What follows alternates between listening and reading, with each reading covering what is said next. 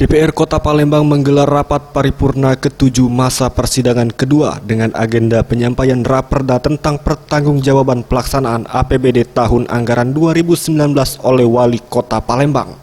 Pada Senin 6 Juli 2020 di ruang rapat paripurna DPRD Kota Palembang.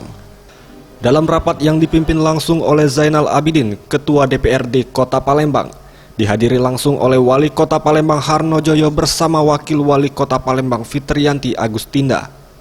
Dalam paparannya, Wali Kota Palembang Harnojoyo secara jelas memaparkan pelaksanaan APBD Kota Palembang tahun 2019, termasuk anggaran belanja setelah APBD perubahan yang sebesar Rp4.791.844.436,65, yang direalisasi sebesar Rp3.968.206.721.208,37 dengan realisasi belanja kurang dari target anggaran sebesar Rp823.323.224.28.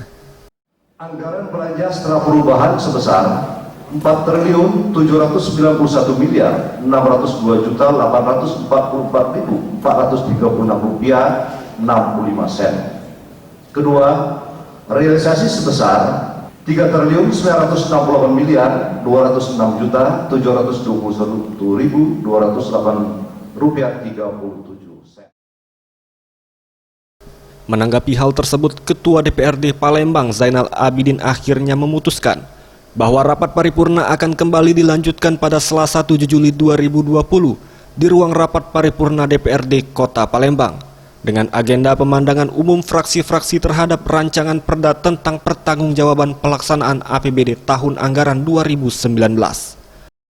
Kami informasikan bahwa besok pada hari Selasa tanggal 7 Juli 2020 pukul 9 waktu Indonesia bagian Barat, insya Allah akan kita ikuti rapat paripurna ke-8 masa persidangan 2 tahun 2020 dengan acara pemandangan umum fraksi-fraksi terhadap rancangan peraturan daerah tentang pertanggungjawaban pelaksanaan APBD tahun anggaran 2019.